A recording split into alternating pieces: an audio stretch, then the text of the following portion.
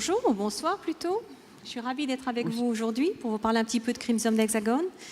Comme les personnes qui viennent présenter, pour nous c'est une première d'être ici présent sur Hub Forum. Donc je suis vraiment très contente d'être ici pour vous parler de Crimson Hexagon. Donc je vais profiter un petit peu de cette opportunité pour vous parler de deux choses. Tout d'abord Crimson Hexagon, parce que j'imagine que certains d'entre vous peut-être connaissent, mais d'autres ne connaissent pas Crimson Hexagon. Mais également, je voudrais vous parler de notre dernier rapport. Nous avons utilisé notre plateforme pour créer un rapport sur les tendances de consommation en France, qui j'espère devrait vous intéresser. Donc, Crimson Hexagon, c'est une plateforme qui vraiment se spécialise dans l'analyse des réseaux sociaux.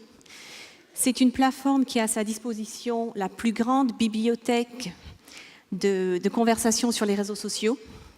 Donc, ce sont des chiffres assez impressionnants au niveau de notre bibliothèque. C'est 1000 milliards de conversations sur les réseaux sociaux que nous possédons. C'est également 140 millions d'images analysées tous les jours. Donc, c'est vraiment une bibliothèque très importante. Donc, avec cette bibliothèque, ce que l'on peut faire, et avec nos capacités d'analyse, c'est vraiment se plonger dans les conversations, essayer de comprendre la voix du client et porter cette voix du client dans l'entreprise pour avoir des décisions d'affaires plus stratégiques. Donc, comprendre ce client et que fait-on avec ces données-là. Donc, dans le rapport que nous avons publié récemment, donc un rapport qui se focalise sur le marché français, nous avons regardé quelles sont les grandes tendances sur 4 domaines. Et en utilisant donc cette bibliothèque, ce que nous avons pu faire, c'est également regarder l'historique dans ces domaines. Donc, ces domaines peuvent vous sembler un petit peu commun, mais c'est intéressant de voir comment ils évoluent. Donc, on va parler de gastronomie, on est en France après tout, c'est très important. On va parler de tourisme, de divertissement et de transport. Donc, quelles sont les grandes tendances sur le marché français et comment ces domaines évoluent-ils depuis ces 4 dernières années? La gastronomie. La gastronomie, c'est un sujet qui nous passionne à tous. Je suis française, même si je n'habite plus ici depuis plus de 25 ans. Mais la gastronomie, c'est très près de mon cœur. En tant que Française, c'est vrai que quand on pense à la France, on pense automatiquement à la gastronomie. On pense à manger, les bons repas, les restaurants Michelin, mais également la cuisine à la maison. On se dit qu'en tant que Français, on sait bien cuisiner, on est tous des cordons bleus, ainsi de suite. Donc, est-ce que la réalité, c'est vraiment ça? Donc, ce qu'on a fait avec notre plateforme, c'est qu'on a regardé un petit peu comment les gens parlaient de tout ce qui est gastronomie. Mais on a d'abord commencé par la cuisine à la maison. Moi, j'habite en Angleterre. Régulièrement, on me dit « Céline, que tu dois bien cuisiner ». Bon, c'est vrai, je l'avoue, je cuisine assez bien. Mais bon, c'est peut-être pas toujours la réalité. Des fois, ça m'arrive aussi d'appeler pour me faire livrer un repas et ainsi de suite, et parfois d'avoir des plats tout prêts à la maison. J'avoue, je confesse. Donc, ce qu'on a commencé à regarder, c'est quelles étaient les conversations autour de la cuisine à la maison. Est-ce que c'est vrai? Est-ce qu'on cuisine à la maison en France? Bien, ça change. Ces 4 dernières années, vous pouvez voir sur les données ici, la part des conversations sur la cuisine à la maison, ces chiffres ont diminué de 89%. Donc 89% moins de conversations sur la cuisine à la maison. C'est assez impressionnant. Ça change énormément. Donc, vous voyez ici, c'est une analyse historique. Avec la plateforme Crimson Hexagon, nous avons la possibilité de récupérer toutes ces données historiques sur tous les différents réseaux sociaux. J'aurais pu aller plus loin. Nous avons des données jusqu'en 2008. Mais bon, 2008, ça fait un petit peu vieux. Donc, on s'est vraiment focalisé sur ces 4 dernières années. Ce qu'on a voulu regarder par la suite, c'est d'accord, bon, les gens cuisinent beaucoup moins à la maison. Qu'est-ce qu'ils font? Forcément, on commande beaucoup plus en France qu'avant. On se fait livrer des plats à la maison. On s'est intéressé également à quels sont les players, les acteurs majeurs dans ce domaine-là, et voir quelles sont les tendances, quelles ont été les évolutions. Si vous regardez sur ce chiffre, en 2012, sur ce diagramme, Allo Resto, c'était vraiment le numéro 1. Sur les réseaux sociaux, on ne parlait que d'Allo Resto quand on parlait de commander, de se faire livrer à la maison. De nos jours, c'est plus du tout la même chose. La part des conversations pour Allo Resto a pas mal diminué. Par contre, on voit l'émergence de Uber Eats. Ça, c'est une surprise. J'avoue, moi, je ne commande pas en France, donc j'étais assez surprise de voir que Uber Eats est une plateforme de livraison dont on parle de plus en plus en France. Donc ça, c'est quelque chose d'intéressant. Et puis, on voit d'autres acteurs comme Deliveroo, Foodora, j'avoue, je ne les connais pas, qui sont un petit peu présents sur le marché, mais vraiment Uber Eats qui est en train de se démarquer et de devenir très très important sur le marché français. Donc ça c'est très important. Si je suis Uber Eats, c'est super. Mais c'est aussi intéressant si je travaille chez Allo Resto, pour voir qu'il y a quelque chose qui est en train de se passer et qu'il faudrait peut-être redresser la barre. Très important de regarder ces données. Les Français, on aime bien le vin également. Donc on s'est un petit peu penché sur les voies entre les parts de voix entre le vin rouge et le vin blanc. J'avoue, pour moi, ça a été une grosse surprise. Je ne bois que du vin rouge. Donc j'étais persuadée que ce que l'on allait trouver, c'est que tous les Français, comme moi, buvaient du vin rouge régulièrement. Eh bien non, ce n'est pas du tout le cas. Depuis déjà 4 ans, le vin blanc se taille la part du marché. On parle beaucoup de vin blanc.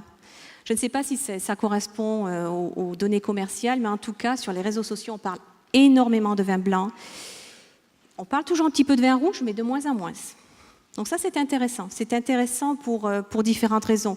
Si je suis en restaurant, si je fais mes livraisons, qu'est-ce que je peux proposer comme boisson avec les repas que je livre? Le tourisme. Le tourisme, quand on habite à l'étranger, on entend régulièrement que la France est le pays numéro 1 du tourisme. Parfois numéro 2. On se bat un petit peu avec Londres régulièrement, en particulier entre Londres et Paris, il y a une grande rivalité. Une rivalité assez intéressante. On voit ça régulièrement dans la presse. Londres est numéro 1, non c'est Paris, ainsi de suite. Mais on associe vraiment la France et Paris en particulier avec le tourisme. C'est une grande destination pour les personnes dans le monde entier. Comment les choses ont-elles évolué dans le milieu du tourisme? Il y a 4 ans, quand on partait en voyage, quand on se déplaçait en France, bien on allait à l'hôtel. C'est ce qui se faisait. De nos jours, si vous regardez les parts de voix entre les hôtels, les auberges et Airbnb en particulier, vous voyez qu'il y a un changement de tendance assez impressionnant. Airbnb vraiment se taille la part du lion. On parle de plus en plus d'Airbnb quand on voyage et on associe cette notion de tourisme avec Airbnb.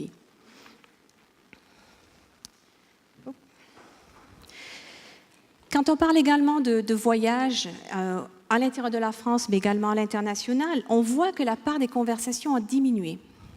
On parle de moins en moins de voyages. Quand on se penche derrière les données, ce qu'on a trouvé, c'est que les conversations avaient diminué en proportion avec les attaques terroristes, malheureusement. Donc on a vu très très nettement un changement au niveau des tendances pour ce qui est du tourisme en France et comment les personnes parlant du tourisme en France, comment la part de conversation ont énormément diminué récemment. Les divertissements. On a eu des personnes du milieu du divertissement qui ont parlé ce matin. Quand on parle des divertissements en France, la télévision est encore énorme. Les personnes à la maison ont tendance à regarder la télé toujours. C'est quelque chose de très important en France, ça l'a toujours été, ça continue de l'être. Les choses évoluent un petit peu quand on parle des médias. On a des plateformes de streaming, Netflix, YouTube. On peut voir comment les sentiments autour de ces plateformes de streaming ont changé. Il y a 4 ans, quand on parlait de streaming, il y avait quand même pas mal de négatifs autour de ces conversations. On regarde Netflix, il y a 4 ans, 53% de personnes parlaient de manière négative de Netflix. Vous regardez de nos jours, c'est tombé à 26%. On voit vraiment un changement de perception par les consommateurs. Il n'y a plus cette image négative de Netflix. On parle de Netflix de manière beaucoup plus positive. Donc déjà un changement au niveau des perceptions entre la télévision et les méthodes de streaming. Par contre, quand on regarde le volume total de conversation, il n'y a pas de doute en France. La télévision, ça reste toujours le réseau numéro 1 de divertissement. Les chiffres parlent d'eux-mêmes. La télévision, c'est quelque chose qui fait vraiment partie de la culture en France et les gens regardent la télévision. Il y a un grand historique de télévision, de grandes chaînes en France, donc ça continue d'être quelque chose de très important. Les transports. Les transports, j'imagine à Paris, c'est la même chose qu'à Londres. C'est ce dont on parle tous les jours. On se plaint tous les jours du métro, tous les jours. On se plaint d'Uber, en permanence, on se plaint de la circulation. Donc on s'est un petit peu penché sur ce domaine-là dans notre rapport. Et si je puis me permettre, rapidement sur le dernier exemple, parce qu'on est en train de courir après le temps, et les transports aussi. Excusez-moi. Je vous en prie. Les transports, on y va. Les transports, on y va très très rapidement. Donc ce qu'on a trouvé, on s'en doutait un petit peu, c'est que pour ce qui est de la part des voies entre les taxis et Uber, effectivement, les tendances s'inversent. Uber devient de plus en plus important. On voit également que les transports en commun, c'est toujours quelque chose qui fonctionne beaucoup. On parle beaucoup des transports en commun, peut-être pas de manière négative, c'est ce qu'on ne voit pas derrière ces chiffres, mais on parle des transports en commun. Ici, vous voyez un petit peu plus de détails au niveau des conversations, ce qui est positif et ce qui est négatif.